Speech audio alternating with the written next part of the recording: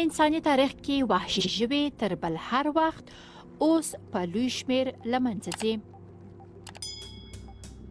د لیوینګ پلانټ یا ژوندۍ مځکې په نوم د یوه رپورټ پر بنسټ دا چاره تر ټولو اټکلونو چټکه روانه ده.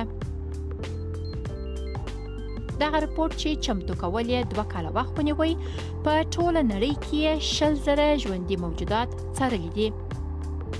په ټولو وچو کې د ژوو په ډلو کې ځینې یې له منځه تللي.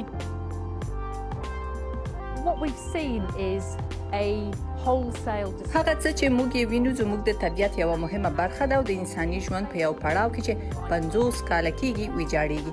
دا داسې حالت دی چې مخ په زیاتېدو دی او سرعت اخلي، ځکه یې باید اوس مخه ونیسو او دې موضوع ته پام وکړو. په پراخه کچه کرکیله یې لوی لامل دی. دا په غانا کې د کیلو تر ټولو لوی کښت دی چې یوازې د همدې میوې لپاره دی. وحشي ژوي له دې ځایه شړل شوي چې د نړۍ خلکو ته دغسې میوې ورسیږي. په نوره نړۍ کې هم دغه حال دی. د امازون ځنګلونه په هره دقیقه کې د یوه فوټبال ډګر په اندازه وهل کیږي. دا میدانونه د څارویو لپاره چمتو کوي چې غوښه په لاس ځینې راوړي او هم د څارویو خواړه پکښې وکري. په نړۍ کې 1/3 برخه هغه خواړه چې د انسانانو لپاره تولیدېږي ضایع کیږي.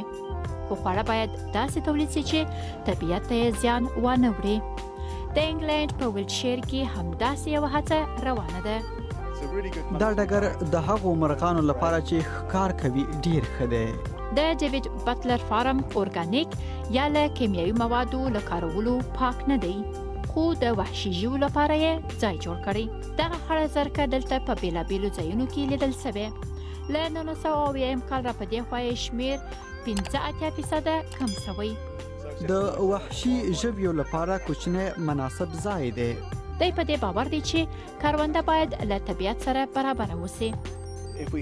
که مو خاوره ښه کیفیت ونه لري، هوا مو خرابه وي، د اوبو کیفیت سم نه وي، نو حاصلات به مو هم ښه نه وي، څاروي به مو هم روغ رمټ نه وي، بیا به نو صحي خواړه هم نه لرو او همدا مخامخ د خلکو پر خوړو اغیز کوي.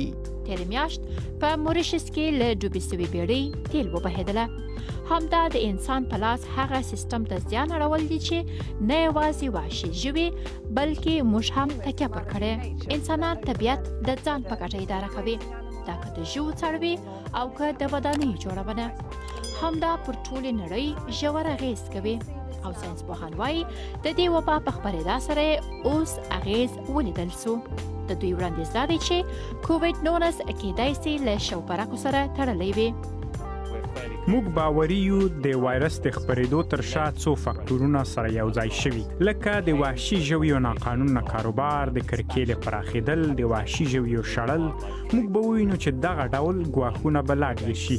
په دې اړه زموږ خبرداری ډېر ښکاره و چې په بهرنیو هیوادونو کې د وحشي ژویو ژوند په کور دننه زموږ پر ژوند اغیز کولی شي. دا رپورټ وایي موږ کولی سو د دې حالت مخه ونیسو، آن زیان یې ورغوو. خو دا به د خوندي ساتنې یو بېساري ګام ته اړتیا ولري. د خوړو د تولید په بڼه کې باید لوی بدلونونه راسي.